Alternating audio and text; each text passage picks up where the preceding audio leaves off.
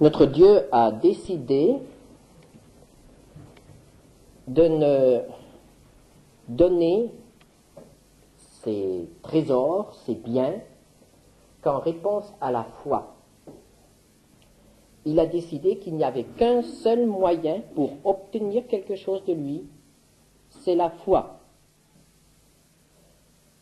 Nul homme ne peut être sauvé sans la foi. Et même en tant que chrétien, nous ne pouvons recevoir quelque chose de notre Père céleste que si nous manifestons notre foi. Nous ne pouvons connaître la victoire sur le péché, nous ne pouvons recevoir ses dons, nous ne pouvons progresser dans la vie spirituelle que par la foi. Il n'y a absolument aucun autre moyen pour obtenir quelque chose de Dieu que la foi. On peut dire donc que la foi est la clé qui permet à l'homme d'avoir accès à tous les trésors de Dieu. Qu'est-ce que la foi? Si elle est vraiment l'unique moyen d'entrer en communion avec Dieu, de rester avec Dieu et d'obtenir quelque chose de Dieu, il est essentiel de savoir ce qu'est la foi. Si nous ne savons pas ce qu'est la foi, nous risquons de passer à côté de tout ce que Dieu a mis en réserve pour nous. Pour certains, la foi est un don inné que possèdent quelques rares privilégiés. Et je pense que vous avez tous déjà rencontré des gens qui, après vous avoir entendu rendre témoignage de ce que Dieu avait fait pour vous, vous regardez avec envie et admiration et disiez « Ah, quelle chance vous avez d'avoir la foi !» Moi, malheureusement, je n'ai pas la foi. Alors, pour ces gens-là, il y a deux catégories d'individus. Il y a ceux qui ont la foi et qui n'y peuvent rien, et ceux qui n'ont pas la foi et qui n'en peuvent pas davantage. Et comment dire à ces gens-là, vous ne pouvez être sauvés que par la foi, quand ils sont persuadés qu'ils n'ont pas reçu la foi au moment de leur naissance et qu'ils ne l'auront jamais. Ces gens-là sont mis vraiment de côté. Est-ce que la foi est vraiment un don extraordinaire que Dieu a réservé à certains hommes, comme il a réservé à certains le don de la musique, comme il a réservé à d'autres les dons pratiques? Est-ce que la foi est quelque chose qui est réservé aux uns et qui est refusé aux autres? Mais alors, ce serait une injustice de la part de Dieu d'avoir choisi la foi comme unique moyen d'obtenir quoi que ce soit de lui. Si au départ, certains étaient déjà exclus. Non, la foi n'est pas quelque chose qui est accordé aux uns et refusé aux autres. Qu'est-ce que la foi? Eh bien, nous avons un texte dans la Bible, un récit, qui montre bien ce qu'est la foi. Toute la Bible est remplie de récits qui montrent ce qu'est la foi. Mais en pensant à ces choses, j'ai cherché un exemple qui montre comment la foi peut naître et peut progresser. Et quand je pense à cela, je reviens toujours au même texte, au même récit, dans Jean 4, versets 46 à 54. Nous avons là un exemple qui nous montre comment naît la foi, comment progresse la foi et comment elle s'épanouit. Jean 4, versets 46 à 53. Jésus retourna donc à Cana en Galilée, où il avait changé l'eau en vin. Il y avait à Capernaum un officier du roi dont le fils était malade. Ayant appris que Jésus était venu de Judée en Galilée, il alla vers lui et le pria de descendre et de guérir son fils qui était près de mourir. Jésus lui dit, « Si vous ne voyez des miracles et des prodiges, vous ne croyez point. » L'officier du roi lui dit, « Seigneur, descends avant que mon enfant ne meure. » « Va, lui dit Jésus, ton fils vit. » Et cet homme crut à la parole que Jésus lui avait dite, et il s'en alla. Comme déjà il descendait, ses serviteurs venant à sa rencontre lui apportèrent cette nouvelle. « Ton enfant vit !» Il leur demanda à quelle heure il s'était trouvé mieux, et ils lui dirent « Hier, à la 7e heure, la fièvre l'a quitté. » Le père reconnut que c'était à cette heure-là que Jésus lui avait dit « Ton fils vit !» Et il crut, lui et toute sa maison. Jésus fit encore ce second miracle lorsqu'il fut venu de Judée en Galilée. Voici un homme qui, en présence de son fils malade, décide de se rendre auprès de Jésus. Voici un homme qui décide de chercher Jésus. Et nous pouvons dire que c'est là le commencement de la foi. La foi commence par une démarche auprès de Jésus. Jésus qui est appelé dans la Bible le chef et le consommateur de la foi, c'est-à-dire le commencement et l'accomplissement de la foi. Toute foi véritable commence par une démarche auprès de Jésus. Chercher Jésus, c'est le commencement de la foi. C'est pourquoi le Seigneur Jésus a adressé à de nombreuses reprises des invitations à venir à lui. Par exemple, dans Matthieu 11, 28, « Venez à moi, vous tous qui êtes fatigués et chargés. » Il n'y a aucune exclusive. Tous ceux qui sont fatigués de leur vie de péché, tous ceux qui sont chargés du poids de leur passé, du poids de leur conscience, sont invités à se rendre auprès de Jésus. « Venez à moi, dit Jésus. » Et il leur promet le repos, c'est-à-dire il leur promet le pardon. Ou encore, dans Jean 7, 37, « Si quelqu'un a soif, qu'il vienne à moi et qu'il boive. » Là encore, il n'y a point d'exclusif. La soif spirituelle, la soif de paix, la soif de pardon, la soif d'espérance, la soif d'amour, peuvent être étanchées en présence de Jésus. Le Seigneur nous invite donc à nous rendre auprès de lui. La foi commence par cette démarche qui nous conduit vers Jésus. Dieu permet parfois certaines circonstances qui nous poussent à une telle démarche. L'homme dont il est question ici est allé auprès de Jésus parce que son enfant était malade. Il se peut que quelques semaines auparavant, il n'aurait pas éprouvé le besoin de se rendre auprès de Jésus. Il avait une bonne situation, il était officier, il avait certainement un foyer heureux, il avait un enfant qu'il aimait et qui se portait bien. Tout allait bien dans cette maison, dans cette famille, et dans cette situation, il est fort probable que l'officier n'éprouvait pas le besoin de se rendre auprès de Jésus. Mais voici que l'épreuve frappe, sans avertir. L'enfant tombe malade, son état s'aggrave, bientôt le père s'aperçoit qu'aucun homme ne peut venir en aide à son enfant. L'enfant est mourant, il agonise, tout espoir humain est perdu. Alors, il reste Jésus.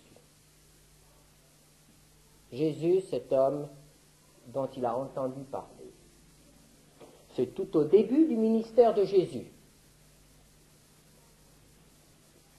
Jésus n'a fait qu'un seul miracle dans cette région. Il a changé de l'eau en vin. C'est tout. Et ce miracle a été connu. Il a fait aussi un miracle à Jérusalem. Peut-être que l'officier du roi en a entendu parler. Mais cet homme réalise qu'il n'a plus rien à attendre des hommes, des médecins, et il décide d'aller trouver Jésus. Sans l'épreuve, sans la maladie de son enfant, cet homme ne serait probablement pas allé auprès de Jésus. Et c'est pourquoi nous devons reconnaître à l'épreuve une très grande valeur dans les expériences spirituelles des hommes. Je pense que nombreux sont ceux qui sont présents ici ce matin parce qu'il y a eu à un certain moment dans leur vie une épreuve. Il y a eu un moment difficile, il y a eu peut-être un choc terrible, un moment où vous vous êtes senti seul, où il n'y a plus eu aucun espoir auprès des hommes, plus personne ne pouvait vous aider, alors il ne restait plus que Jésus. Et vous avez entrepris cette première démarche de la foi, vous adresser à Jésus. C'est ainsi que cela a commencé. Dans votre désespoir, vous avez crié à Jésus ou à Dieu. C'est ainsi que souvent l'épreuve nous pousse dans les bras du Seigneur.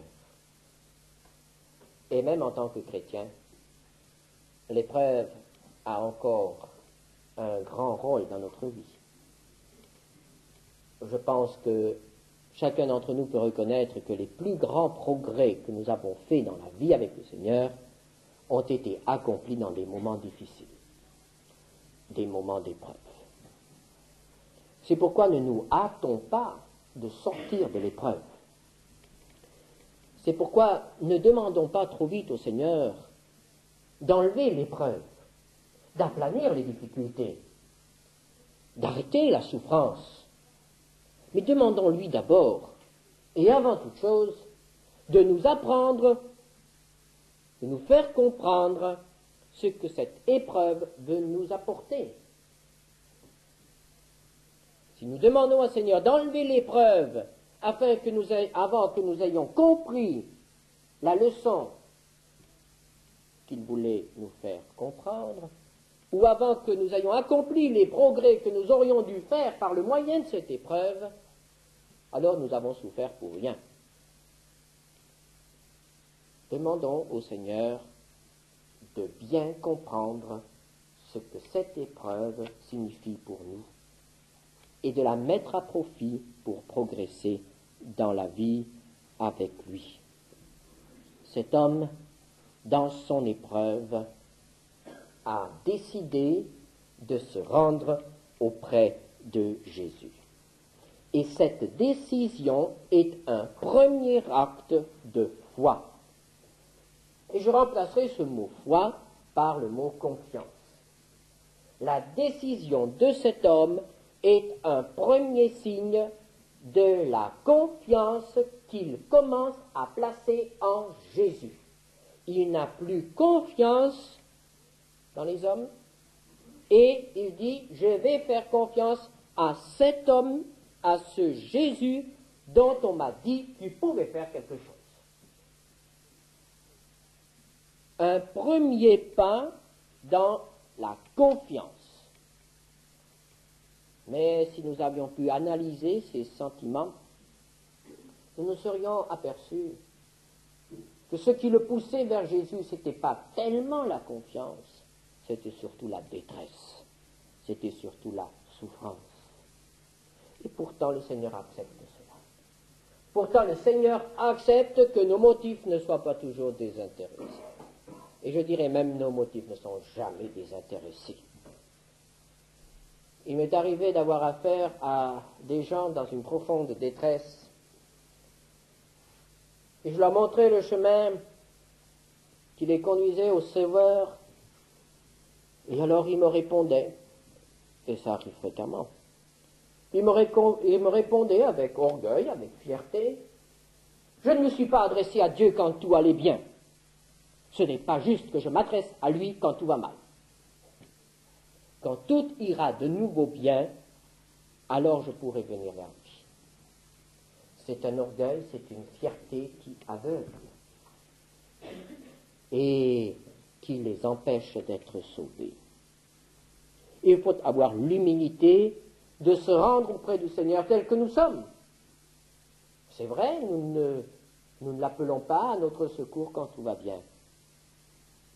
Mais il accepte que nous l'appelions au secours quand tout va mal, même si nous ne sommes pas occupés de lui pendant de longues années.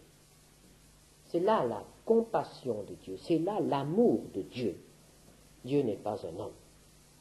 Alors n'ayons pas à son égard des réactions comme nous les avons à l'égard des hommes. Il y avait dans le cœur de cet officier, dans le cœur de ce père, plus de détresse que de foi. Mais il a fait ce premier pas. Et c'était le premier pas qui allait changer sa vie. Et le voici maintenant auprès de Jésus. Et il expose sa détresse. Il le pria de descendre et de guérir son fils qui était près de mourir. Et lisons maintenant la réponse de Jésus, verset 48. « Si vous ne voyez des miracles et des prodiges, vous ne croyez point. » Cette réponse nous étonne. Elle nous étonne de la part de Jésus. Et nous la ressentons presque comme une fin de non-recevoir. Il semble que Jésus ne veuille pas répondre à cet homme. Il semble que Jésus ne veuille pas exaucer la requête, la prière de cet homme et l'encourager. Il semble même que Jésus fasse un reproche à cet homme. Il lui dit, si vous ne voyez des miracles et des prodiges, vous ne croyez point. Il semble que Jésus fasse un reproche à cet homme concernant son incrédulité. Et pourtant cet homme avait déjà un peu confiance en lui. S'il n'avait pas eu confiance en lui, il ne serait pas déplacé, il n'aurait pas fait cette longue marche. Il n'aurait pas parcouru ces environ 40 kilomètres qui séparent Capernaum de Cana. C'était quand même quelque chose.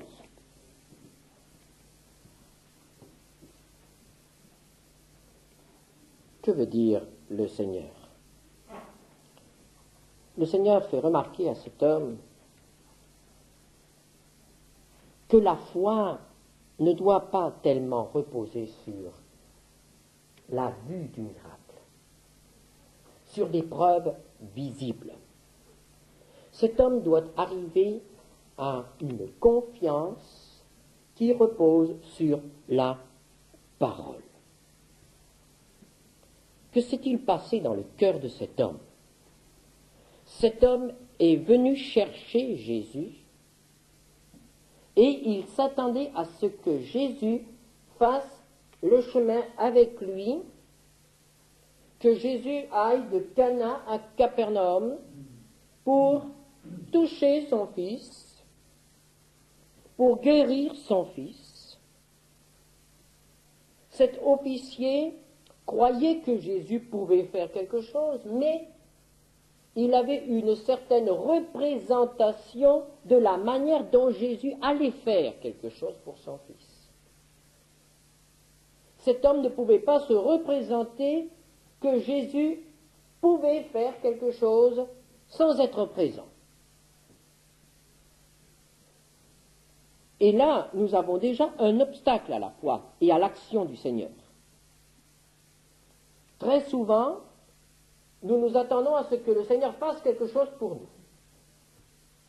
Mais nous avons déjà dans notre esprit imaginé la manière dont il doit faire quelque chose pour nous. Alors, lorsque le Seigneur ne répond pas de cette manière-là, lorsque le Seigneur n'agit pas comme nous l'avons imaginé, nous comprenons que Jésus a dit non à notre requête. Mais Jésus n'a pas dit non à notre requête, il a simplement repoussé le schéma d'action que nous lui avons présenté. Très souvent, nous empêchons Dieu d'exaucer nos prières parce que nous lui prescrivons la manière dont il doit les exaucer. Bien souvent, nous empêchons Dieu d'intervenir dans notre vie ou d'accorder la délivrance dont nous avons besoin parce que nous avons déjà fait le programme et nous essayons de l'imposer. Et chaque fois qu'il nous présente sa réponse qui n'est pas conforme à notre programme, nous disons non Seigneur, non, non. Et nous nous privons de sa réponse, nous nous privons de l'exaucement. Quelle folie! Ce n'est pas la foi cela. La foi, c'est venir au Seigneur, lui exposer notre problème et lui laisser le droit de répondre et de résoudre tout cela à sa manière et non pas à notre manière.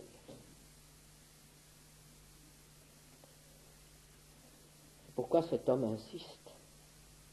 Seigneur, descends avant que mon enfant ne meure. Quelle détresse dans le cœur de cet homme. Jésus ne bouge pas.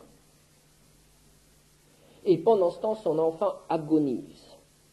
Chaque minute qui passe est une minute qui peut être perdue, qui peut être fatale pour son enfant.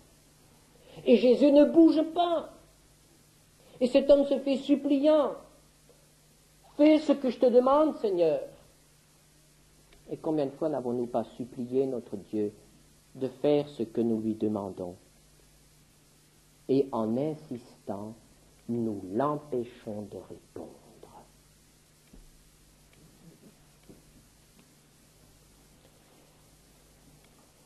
Jésus ne laisse pas cet homme attendre plus longtemps. Il a pitié de lui. Verset 50, Jésus lui dit, « Va, ton fils vit. » C'est tout. Jésus ne s'est pas dérangé. Jésus n'a pas suivi l'officier. Il lui a dit ces 4 mots, « Va, ton fils vit. » Va, c'est un ordre, ton fils vit, c'est une promesse. Que va faire l'officier? Il peut faire deux choses. Il peut croire Jésus sur parole et partir. Ou bien, il peut dire non, viens avec moi.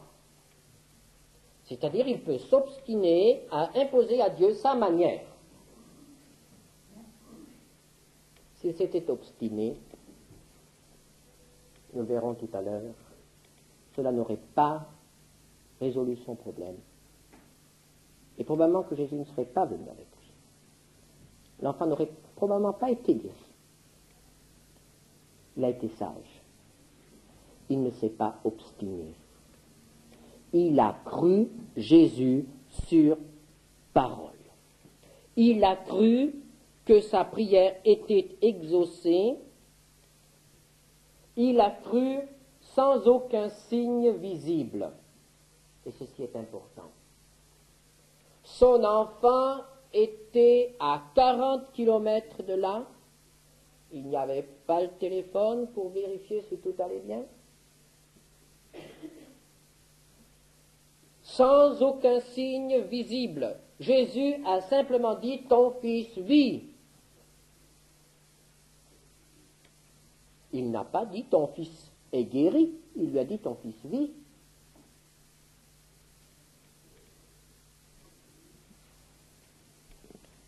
Sans aucun signe visible.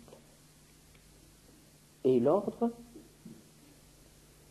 c'était de retourner chez lui, seul, en montrant sa confiance par l'obéissance. Et là, nous avons un deuxième point. La confiance, la foi se manifeste toujours par l'obéissance. Tous les hommes qui ont fait confiance à Dieu ont obéi, même aux autres les plus difficiles. Pensons à Abraham, pensons à Noé, pensons à Moïse, pensons à tous les autres. Ils ont obéi et ils ont ainsi prouvé leur foi. Le chrétien qui n'obéit pas prouve son incrédulité. Nous pouvons prouver notre foi par l'obéissance aux ordres de Jésus, sans attendre les signes. L'incrédulité pousse toujours à la désobéissance. Adam était incrédule et il a désobéi. Israël, aux frontières de Canaan, était incrédule et n'a pas eu le courage de prendre possession du pays. L'incrédulité pousse à la désobéissance. Et si nous désobéissons, c'est que nous sommes incrédules, même si nous chantons des cantiques où nous exprimons notre foi. Cet officier a manifesté son obéissance, sa foi par son obéissance. Au verset 50, cet homme crut à la parole que Jésus lui avait dite et il s'en alla.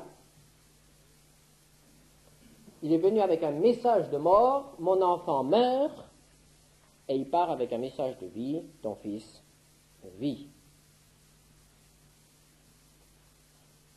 Et nous pouvons nous imaginer ce que fut cette marche de l'officier, cette marche d'un père.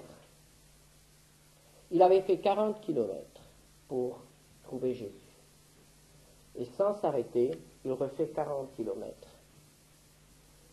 Sans s'inquiéter du soleil, sans s'inquiéter des difficultés du chemin. 40 kilomètres pour retourner auprès de son enfant. Seul.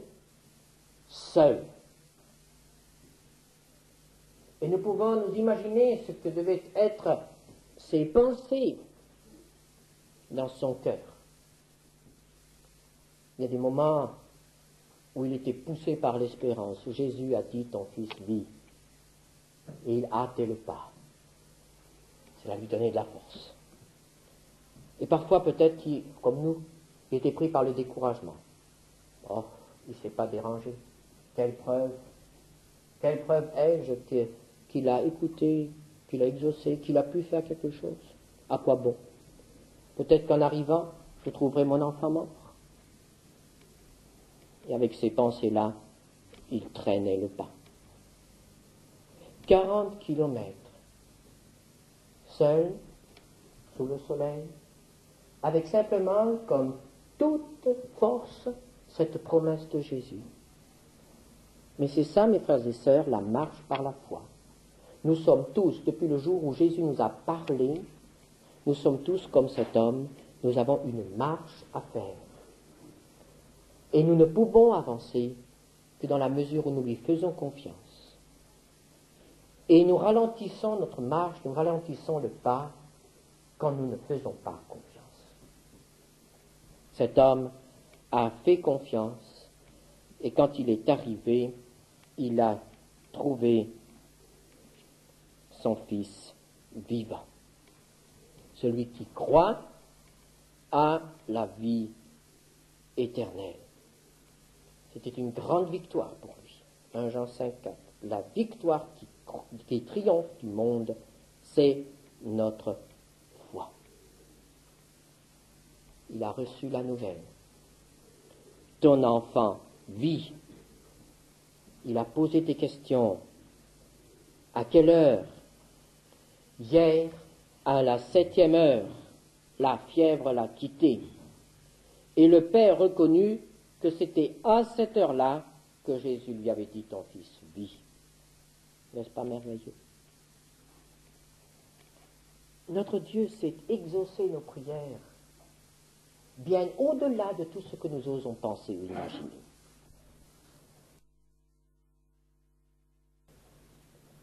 Il avait la foi en acceptant la promesse de Jésus et en marchant, en retournant seul à la maison.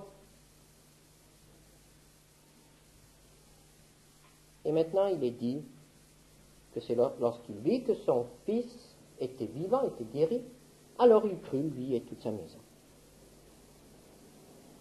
Mais cela nous montre tout simplement que sa foi a accompli une progression. Il y a une progression. Et nous pourrions dire que l'expérience de chacun d'entre nous confirme l'expérience de cet homme. Il y a eu un premier élément de foi qui nous a poussé à nous rendre auprès de Jésus. Il y a eu une autre expérience de la foi qui nous a poussé à accepter ses promesses, sans rien voir, sans rien sentir, mais nous avons accepté sa parole, nous l'avons reçue.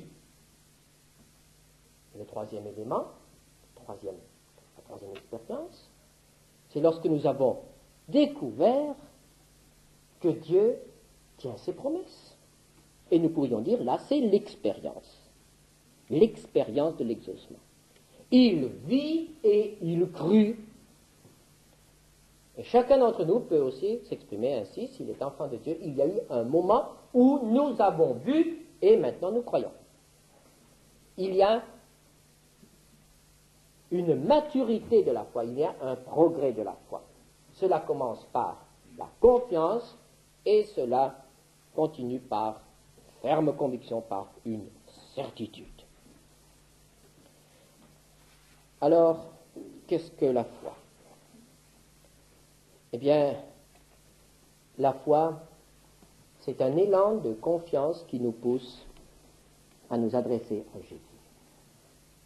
La foi, c'est ce qui nous pousse à obéir à Jésus. Et enfin, la foi, c'est ce qui naît dans notre cœur lorsque nous voyons que Jésus ne nous déçoit pas. La foi qui repose sur l'expérience. Vous ne pouvez commencer par la foi qui repose sur l'expérience. Et c'est l'erreur de beaucoup. Ils veulent voir avant de croire. Mais avant de voir, il faut obéir. Vous n'aurez jamais d'un coup la foi qui repose sur l'expérience. Il faudra toujours commencer par l'obéissance. Cela est vrai pour le salut, et cela est vrai pour la marche avec le Seigneur, pour la sanctification, pour la victoire sur le péché, pour la plénitude du Saint-Esprit. Cela est vrai dans tous les domaines de la vie chrétienne. La foi basée sur l'expérience vient toujours après la foi basée sur l'obéissance. Peut-être que ce matin, certains d'entre nous n'ont pas encore fait l'expérience de la foi basée sur l'obéissance. Peut-être que certains d'entre vous ne savent pas que Jésus est leur sauveur. Alors pourquoi ne pas le prendre au mot ce matin? Pourquoi ne pas dire « Ta parole me dit que celui qui croit puisse à la vie éternelle ». Eh bien, je veux croire et je te remercie parce que tu m'as donné la vie. Et tout peut commencer ainsi dans votre vie. Il ne s'est pas passé grand-chose ce matin-là lorsque Jésus a dit à cet homme, « Va, ton fils vit ». Et aujourd'hui, il ne se passera pas grand-chose non plus. Mais tout a changé dans la vie de cet homme à partir du moment où il a eu le courage de prendre Jésus au mot. Et dans votre vie, tout peut changer si vous avez le courage de prendre Jésus au mot. Nous recueillerons quelques instants.